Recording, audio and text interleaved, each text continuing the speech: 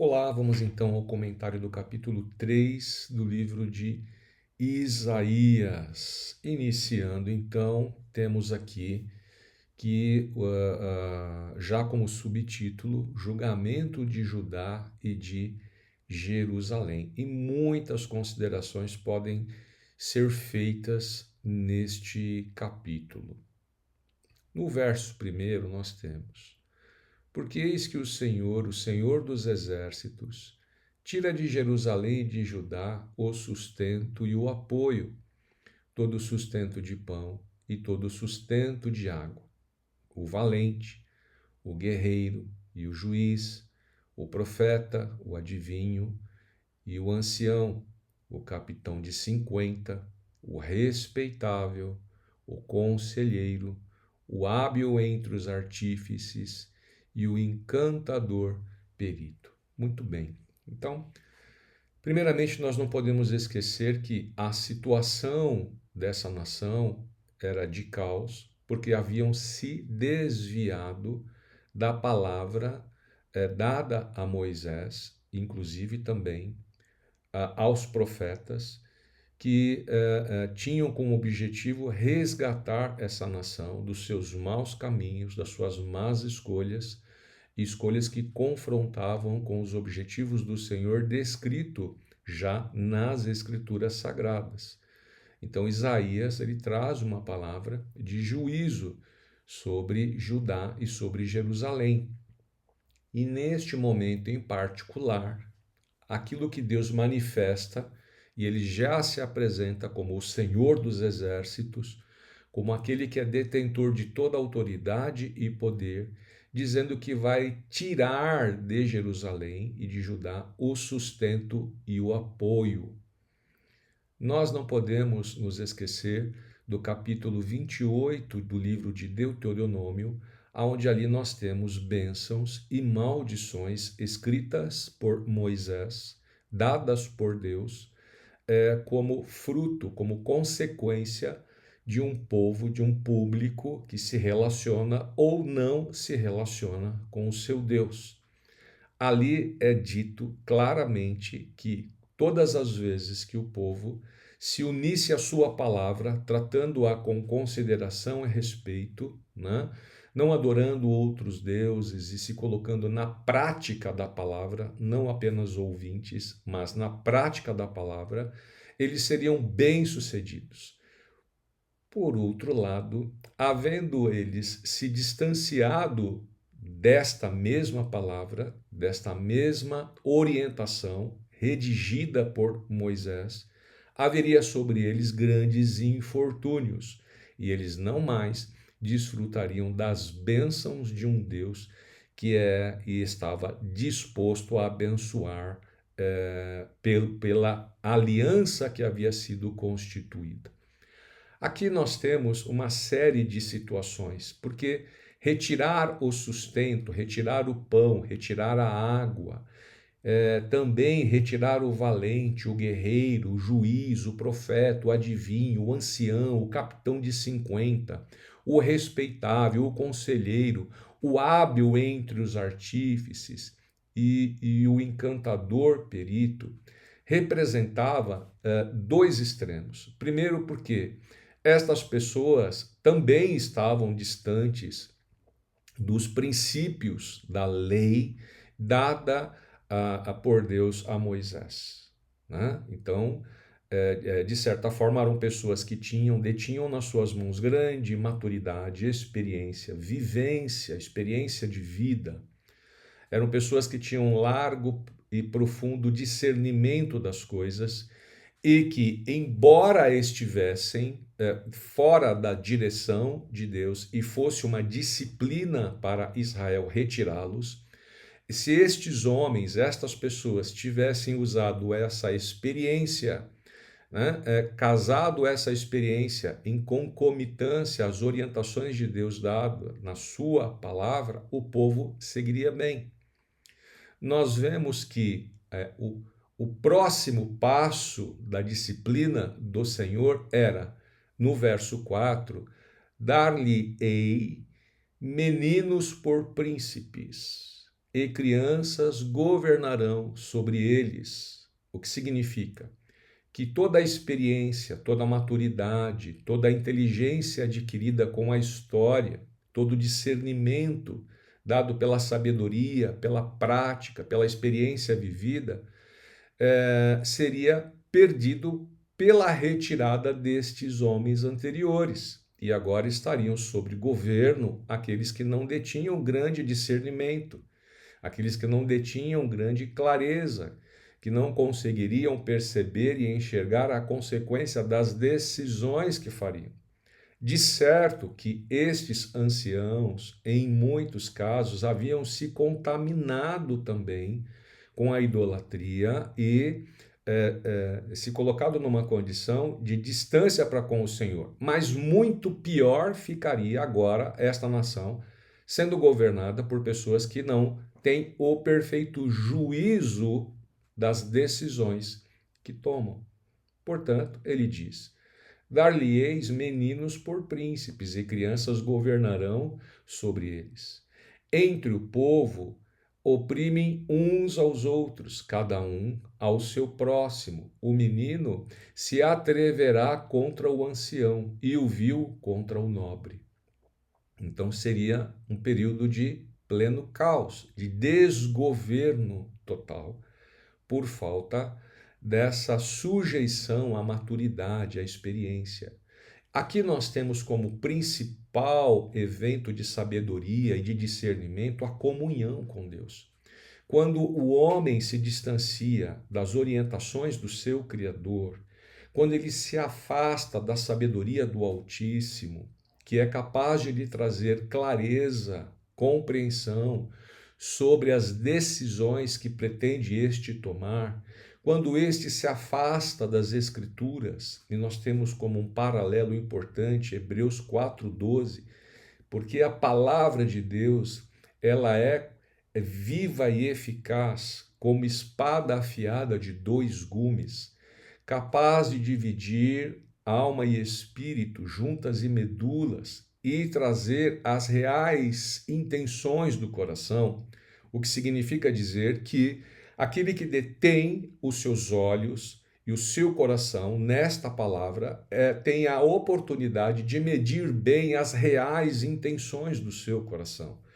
Se guiado por ela, certamente as suas escolhas serão assertivas, e como se diz no Salmo 1, é como aquela árvore plantada a ribeiros de águas, que dá o seu fruto no tempo certo. É como aquele homem guiado por uma lâmpada, né? E em momentos de dificuldade, em momento em que as trevas se levantam, esta palavra ela é suficiente para lhe dar a clareza e trilhar um bom caminho, como está no Salmo 119, verso 105. Lâmpada para os meus pés e luz para o meu caminho é a tua palavra. Então, nós temos aqui um grupo de pessoas que estavam distantes do sucesso que a própria palavra proporcionaria se posta em prática, né? No verso 6, nós temos: quando alguém se chegar a seu irmão e lhe disser, na casa de seu pai, tu tens roupa, sê nosso príncipe e toma sob teu governo esta ruína.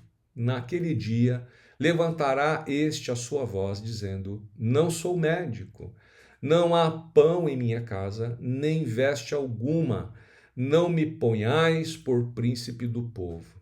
Aqui nós estamos percebendo que o caos haveria de se instalar sobre a nação de Judá, ao ponto das pessoas procurarem por líderes, procurarem por outros que estivessem numa posição social, numa condição melhor, seja econômica, seja de conhecimento, seja de entendimento, para dirigir a nação. E nós vemos aqui também a rejeição destas pessoas, e eu gosto de refletir isso sobre dois aspectos em particular. Primeiro, porque ninguém quer governar uma nação que está em caos. E segundo, estas pessoas também não se sentiam na condição de governar, porque elas também não tinham nada. Então o caos havia se instaurado de maneira completa, completa. Nós temos no verso 8 o seguinte trecho: porque Jerusalém está arruinada e Judá caída, porquanto a sua língua e as suas obras são contra o Senhor, para desafiarem a sua gloriosa presença. Aqui está o motivo pelo qual a nação de Judá passava por grande infortúnio.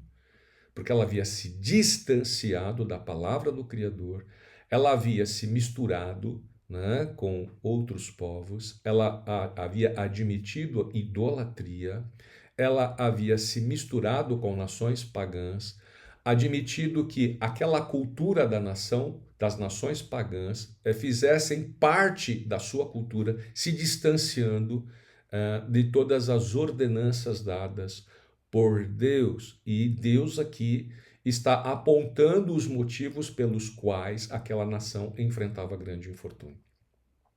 Veja que Deus não nos deixa confusos acerca das nossas vidas, acerca dos infortúnios que se levantam sobre as nossas vidas, infortúnios por vezes causados pelas nossas próprias escolhas.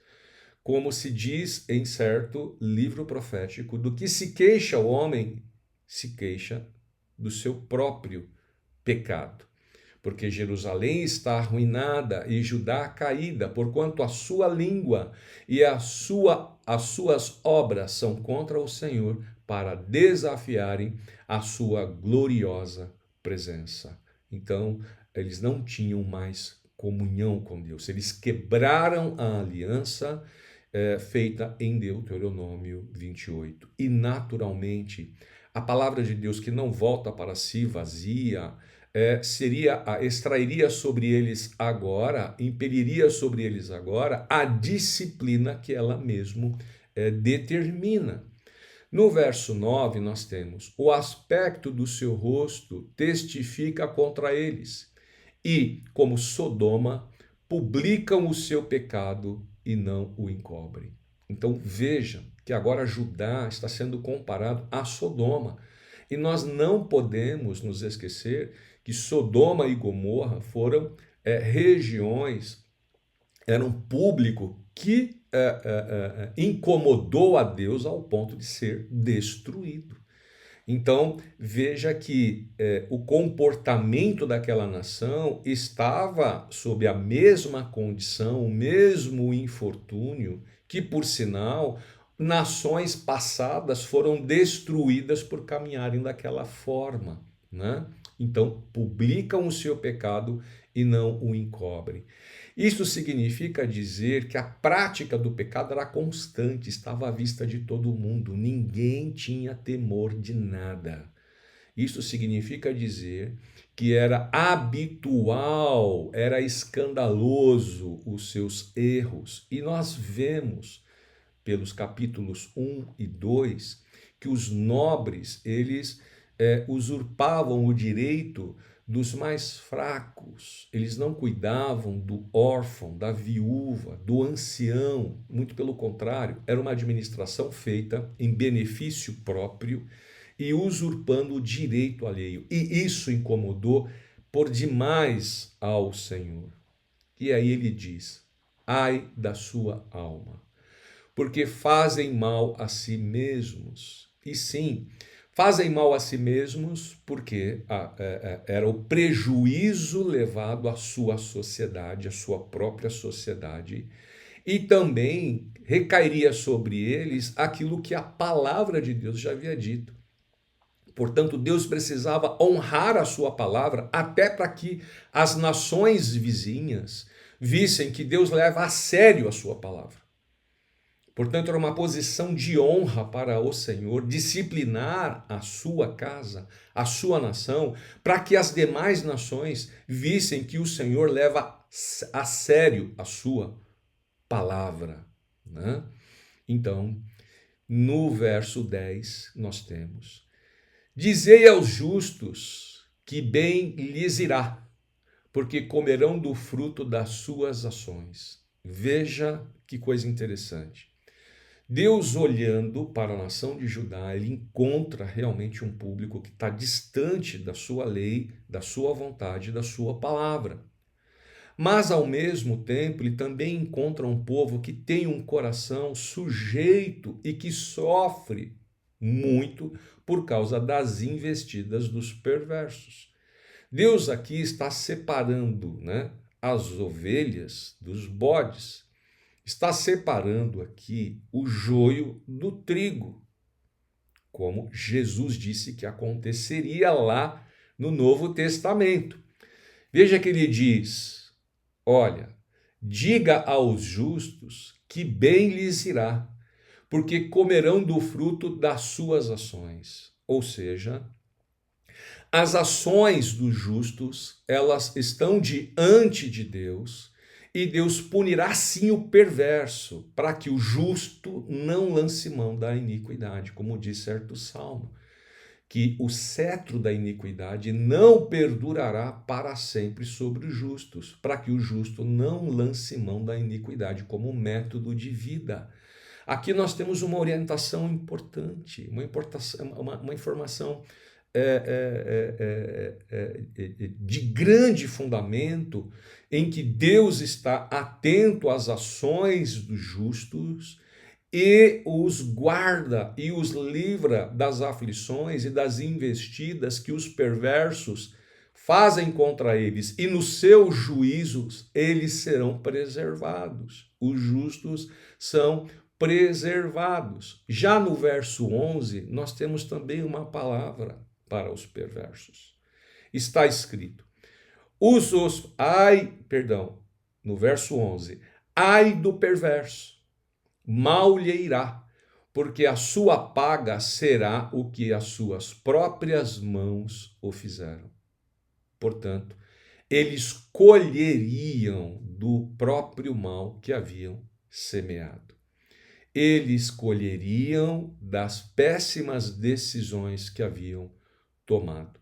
Quando esses homens agiam, né, com uma ambição desmedida, né, e ela trazia prejuízo ao mais fraco, agora sobre eles, da mesma forma, outros poderosos agiriam de forma igual, levando-os ao mesmo prejuízo. Então, ai do perverso, mal lhe irá. As pessoas estavam pensando que as suas práticas ficariam impunes, a sua riqueza, né, as suas conquistas seriam suficientes para mantê-las em boa condição, em bom status, e que não haveria prejuízo de uma disciplina baseada na santidade daquele que chamou esta nação para sair das trevas e falar das virtudes daquele que havia se disposto a colocar em plena luz. Então aqui os perversos também teriam a sua paga, e a sua paga seria a consequência dos seus próprios atos, porque a sua paga será o que as suas próprias mãos fizeram.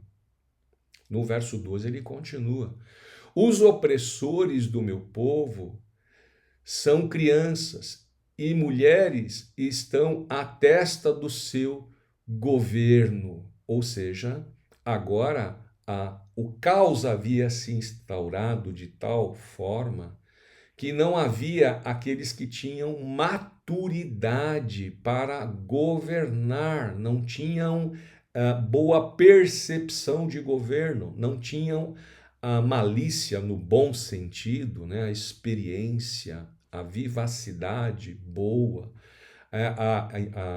a esperteza no sentido de grande inteligência, e por isso o povo sofria. O povo sofria agora porque os governantes não tinham discernimento do que seria, do que deveria ser um bom governo. Um governo a ser estabelecido segundo as orientações do próprio Deus dado na sua palavra.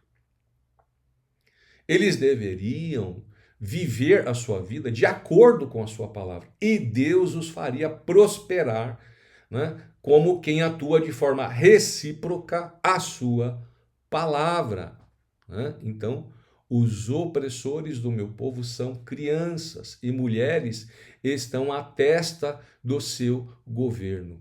Ó povo meu, os que te guiam te enganam e destroem o caminho por onde deves seguir. Portanto, os nobres, os governantes, os que detinham poder, agora usavam deste poder para uma administração em benefício próprio, e não da sociedade, e não do próximo. Amavam mais a si mesmos do que ao próximo, e isto lhes foi por ruína. No verso 13 diz: o Senhor se dispõe para pleitear e se apresenta para julgar os povos, como quem pede conta, como quem faz a lista, o checklist das ações, e agora apresenta aos povos o conjunto de ações que trazem sobre eles a disciplina de Deus por causa das suas más escolhas, por causa de uma ambição desmedida. Para julgar as nações agora, Deus apresenta os seus erros, as suas falhas. E aí então, com base nestas falhas, ele faz o seu julgamento. No 14, ele diz: o Senhor entra em juízo contra os anciãos do seu povo e contra os seus príncipes, porque eram eles que deveriam ser aqueles que guiariam a nação, deveriam guiar a nação segundo os preceitos de Deus, segundo as orientações do Senhor, e não distantes dessas orientações. Eles deveriam ser aqueles que tomariam as rédeas do povo para guiá-lo de acordo com a palavra de Deus. Mas eles fizeram exatamente o oposto. Eles se distanciaram do Senhor e aí então levaram o povo a um caminho que contradizia a sua palavra. E esta ação pesou diante de Deus, foi encontrado em falta diante de Deus, e agora ele julga os nobres, ele julga os príncipes, ele julga os anciãos, aqueles que deveriam usar da sua inteligência, da sua sabedoria, da sua perspicácia, do seu discernimento a favor da prática da palavra no meio do povo. E aí então o povo seria bem-sucedido. Ele diz: vós sois os que consumiste esta vinha, o que roubastes do pobre está em vossa casa. Ou seja, era a administração em benefício próprio. Então eles usurpavam o direito. Eles não cuidavam do ancião, não cuidavam do mais fraco, da criança. Nós temos registros históricos que este povo, em função da idolatria, oferecia inclusive seus próprios filhos como sacrifício a deuses pagãos. E isso incomodou por demais ao Senhor, né? Incomodou por demais. Roubastes do pobre, está na vossa casa. E aqui Deus está reclamando o direito do pobre, o direito do aflito. As orações do justo estavam diante dele. E ele, como o Senhor que detém toda a justiça, que habita em meio à verdade e é santo, não se compraz, não aprova atos que não estejam de acordo com a sua palavra. Por isso o verso 15 continua: que há convosco que esmagais o meu povo e moeis a face dos pobres? Deus está chamando a atenção dos nobres. O que está acontecendo com vocês? Vocês estão perdendo o juízo, que estão agora afligindo o meu povo. O povo é meu. Eu gosto muito da fala do Senhor. O povo é meu. Vocês estão levando a prejuízo o meu povo. O povo é meu. Eu sou o pastor do meu povo. Eu sou o Senhor do meu povo. E agora eu me levantei para julgar as suas ações. E ele continua: diz o Senhor, o Senhor dos Exércitos. Então, nós temos aqui no capítulo 3 um povo que se distancia da palavra de Deus, que deveria ser a governante. E quando o homem se distancia da palavra de Deus, ele entra em pleno caos. Veremos então como as coisas se desenrolam no capítulo 4 e seguintes do livro de Isaías. Quero que você comente, quero que você curta, tá bom? E havendo dúvidas, eu me coloco à sua disposição para que possamos crescer juntos na graça e no conhecimento de nosso Senhor e Salvador, de quem Isaías falará, né, com grande força e poder, do Messias, Jesus, o Filho de Deus, aquele que veio para nos livrar, para tirar o pecado do mundo. Deus abençoe você.